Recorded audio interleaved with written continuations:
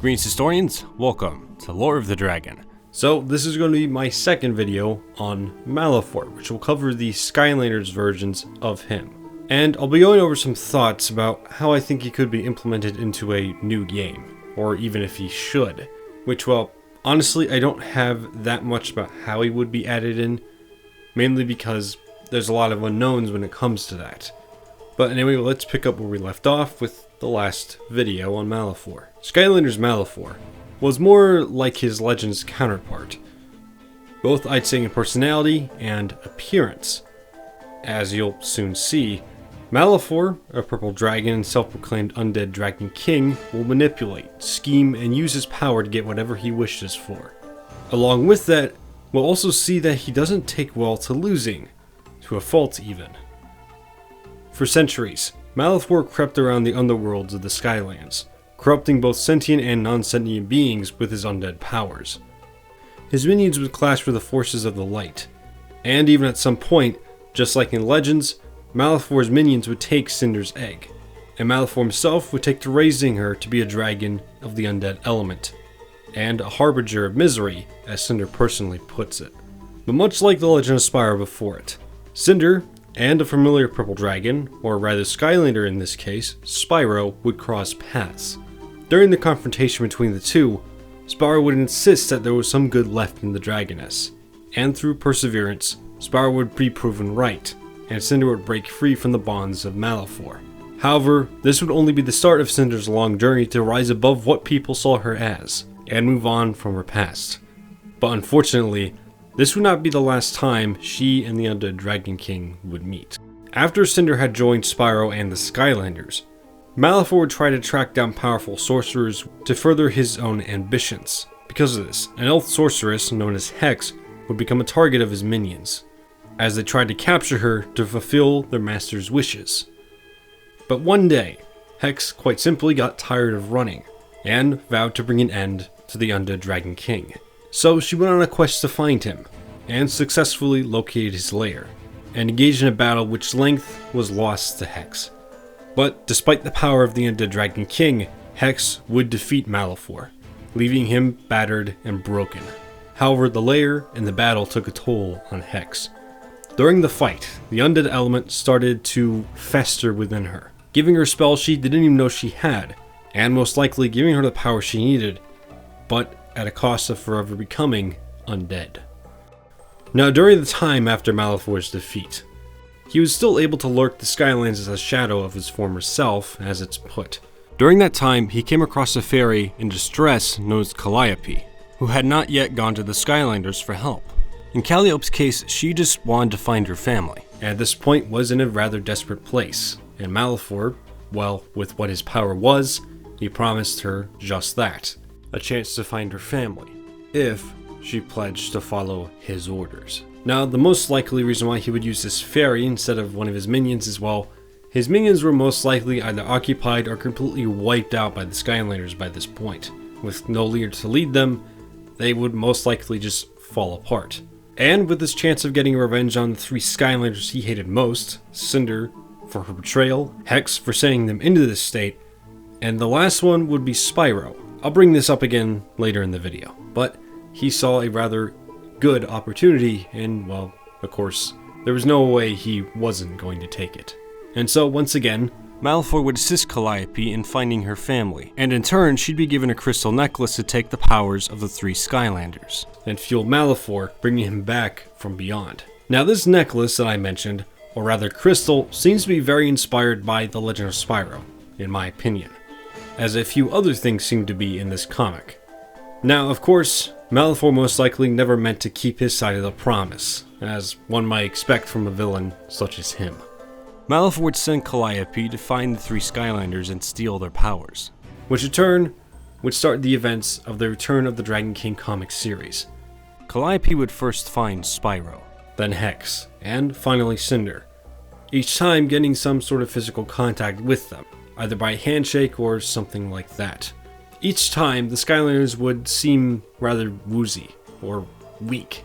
However, they would sense that everything was somewhat normal after a few seconds. However, the sudden sense of wooziness would make them all suspicious of the fairy. They even at one point tried to use their powers, but found they quite simply didn't work. And after each of them figured out that they all had the same issue, they realized they had one thing in common. That once they had met Calliope, they felt weak all of a sudden.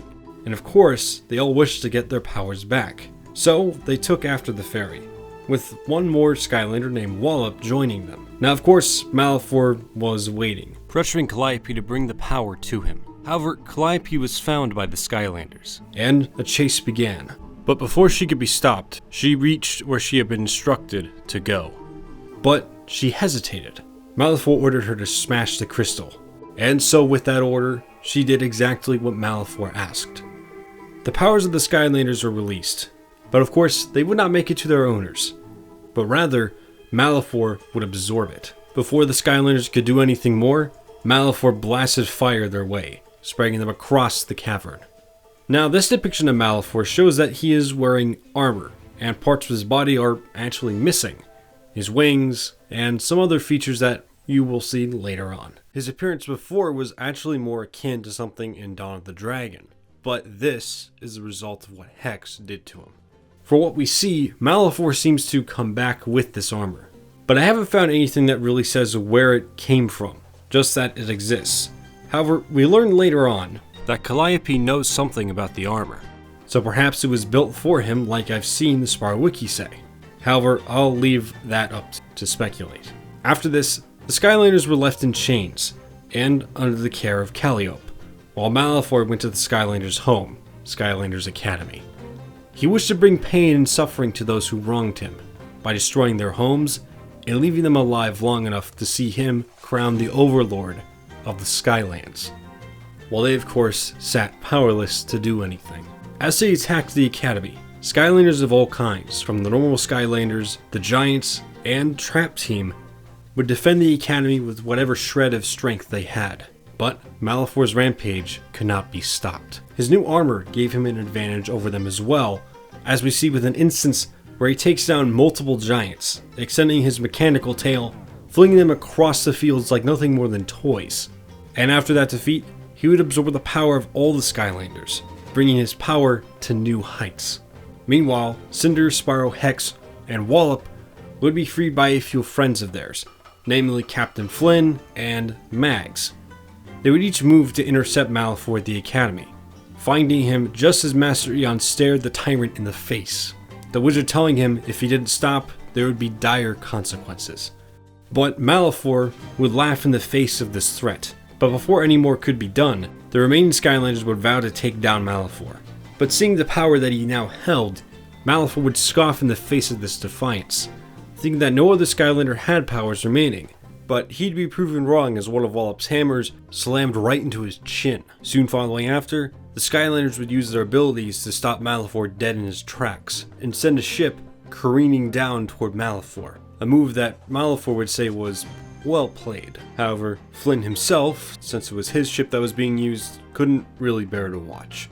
But through the fire and flames, it could be seen that Malefor had taken no damage whatsoever. However, as the fires revealed his face, he looked to Spyro and said that there was no place that he could hide, telling Spyro that he would fall this time.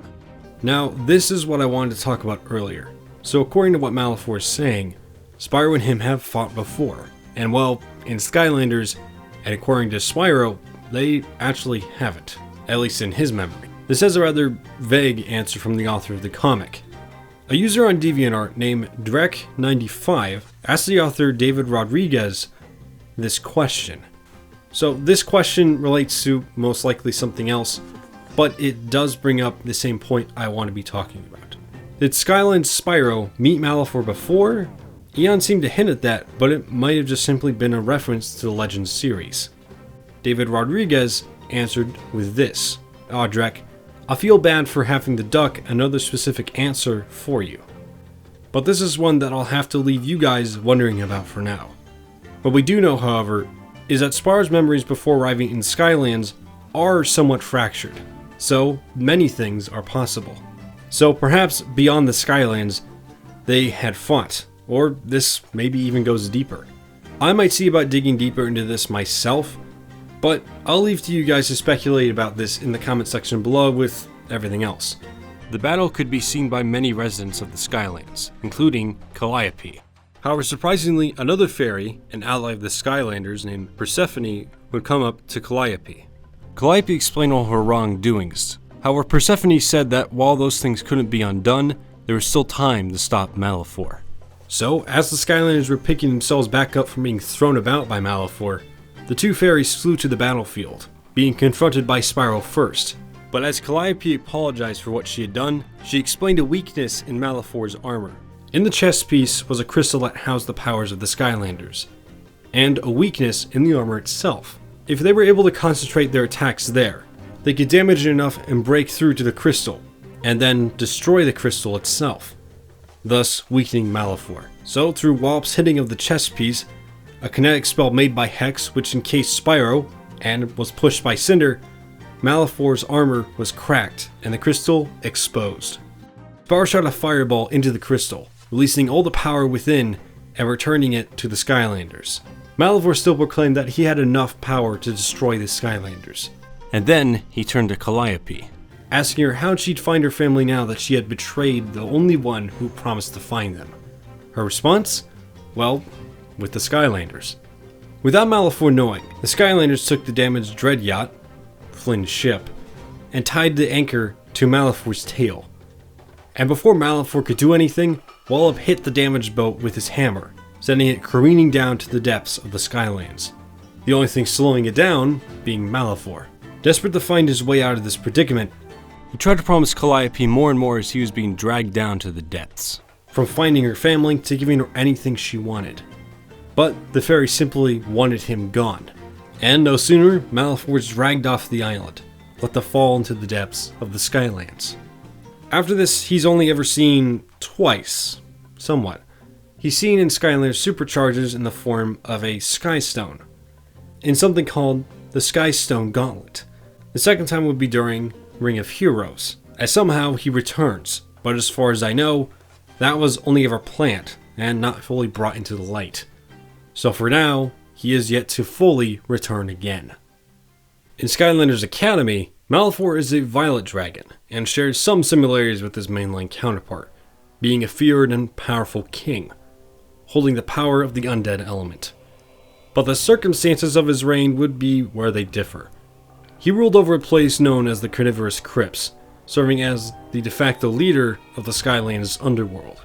It's never stated how long he has ruled the Crypts, but from what has been told, he became an enemy of a different dragon race, one tasked with guarding the Core of Light, the same one that a later dragon and future Skylander, Spyro, would belong to. This all transpired during something called the Great War, an event that saw the greatest forces of the darkness and the light fighting amongst each other. It was during this war that Malefor would hunt down the dragons, dwindling their numbers. But this wasn't the only misfortune that would plague them. The dragons as a species would start to fall to the darkness, becoming violent enough for a wizard known as Eon to banish them to another realm, ensuring the dragons wouldn't cause more damage and also saving them from Malefor.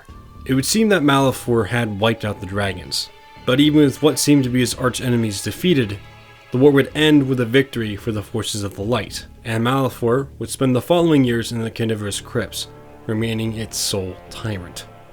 During the years after the war, Malefor would have a daughter, his heir to the throne, one who he would call Cinder. In a more fatherly way, Malefor expected for Cinder to follow the path he had set out for her. However, Cinder would have other ideas. Cinder would leave the crypts and go to become a Skylander. These Skylanders being a group of creatures formed after the Great War to defend the Skylands. However, after Spyro shared a rather blunt point of view on those who were good and those who were evil, saying that they were born good or rather born evil, and nothing could be done to change that, Cinder, now realizing she was an offspring of, well, an evil tyrant, took this to heart, announcing her ancestry and now believing that she was descended to take upon the role of her father. When Cinder returned, Malefor was curious where she had gone, unknowing that Cinder had tried to become a Skylander. Malefor also mentioned something about a Taco Tuesday, and a couple other Mexican dishes when talking to Spyro, so I don't know, maybe he's just into Mexican food. Anyway, soon after, the Skylanders Cinder had met Spyro and his team, in fact, would chase after her, diving into the cadaverous crypts. Spyro would personally try to take back what he said, telling Cinder that she could very well still become a Skylander, despite her ancestry. But Malefor, now seeing that the Skylanders were in his territory, and hearing what Spyro said, claimed that Cinder would still follow the path he had set out, and then would engage the trespassers, ready to remove them from his land. But just as Malefor gained the advantage, he grabbed Spyro by the wings, meeting him eye to eye, explaining that somewhere he had seen a dragon similar to him. Like mentioned earlier, the type of dragon that he thought he wiped out. Malefor dropped Spyro to the ground and released a blast of fire made to end him. In a turn of events, Spyro was saved by Cinder, who now used her own magic, lightning breath in this case, to counter Malefor's attack, leaving smoke to block the vision of the undead tyrant. This act of disobedience infuriated Malefor, and as the Skylanders used the smoke to escape, Malefor claimed the next time he and Cinder met, they would be enemies. The second encounter we would see Malefor have is when Spyro came to him, curious about his ancestors. But Malefor wasn't quite over what Spyro had done to make a wedge between him and Cinder, and so he attacked him and took him as a prisoner. Malefor used this opportunity to draw Cinder back to the crypts, claiming that if she returned to him and pledged herself to evil before sundown, Spyro would be spared. If not, the contrary.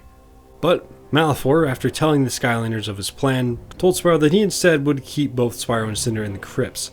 But his plan would be changed as another wizard of the Skylands, Chaos, would approach the undead dragon, saying that he was told by Strykor, another wizard that led the forces of darkness during the Great War, that Spyro was to be given to him, or he would face consequences. Not wanting to get into a confrontation with Strykor, Malefor handed over the purple dragon.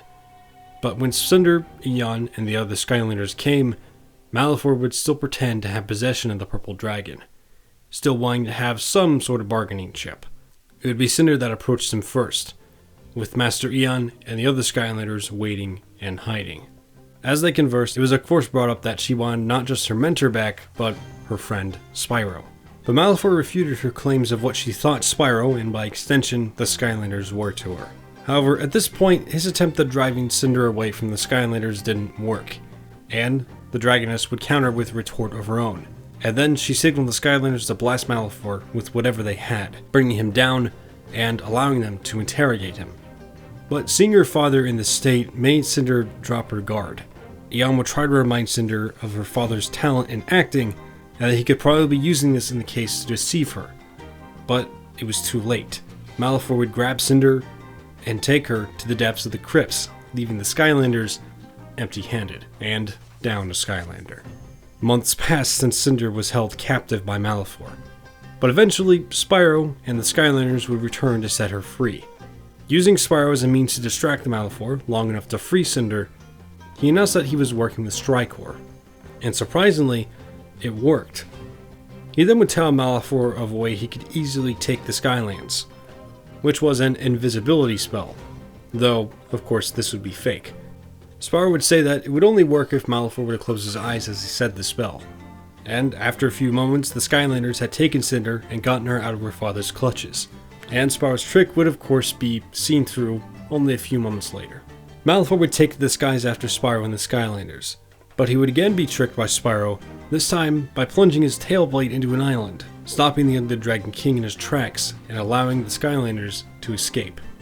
Now, outside of this, we don't see anything about Skylanders Academy Malefor since, well, this was the last episode he was in before Skylanders Academy was cancelled. And Skylanders Academy Season 4 is an entirely different topic than what I'm going to be talking about here today, so I won't be going into it. So, how do I think Malefor could be brought back into Spyro, or if he should? Well, there's something I want to go over first, and that's the nature of his character, mainly him as a villain. So, Malefor is a lot different when it comes to how he is built as a character than the rest of the Spyro villains like Ripto, the Sorceress, you name it. He is a character that in many instances is supposed to be played out throughout a series of games, like a trilogy. There are things that's supposed to allude to some sort of past, some strife with characters, and perhaps that he set some things in motion, like what we talked about today with Cinder and Hex. However, the prime example of this is in The Legend of Spyro, where he is played out as a villain throughout the entire trilogy and set most of the trilogy in motion himself. If he were to be brought back, I can't exactly see any other way that he would be played out. Because, well, that's mainly his trope, other than the fact that he's a dragon. Now, if we're going to go off of what I think personally the new Spyro game will be following, which is the Reignited Spyro 3, I'm thinking that we'll see something along the lines of a traditional Spyro villain, not so much a villain like Malefor. That doesn't mean he can't come back, however, I don't exactly think he should be a prominent villain if he does. So, by all means, I don't think he should make a full return in Spyro 4 or even Spyro 5. However, that doesn't mean I don't think he should make a return in any form. Let me explain. So, how Malefor works is that he's played out. He's not in one game and then, well, the next game moves on to a different villain, with some references here and there, sort of like Ripto and the Sorceress. Which, now that I think about it, and how they could be played out, the Sorceress might be the closest to Malefor, though not by extension of being in multiple games, at least in presence. So how I think Malefor could be played out is that he plays a part in all 3 new Spyro games. He doesn't appear in Spyro 4 or even Spyro 5, but in Spyro 6, he does.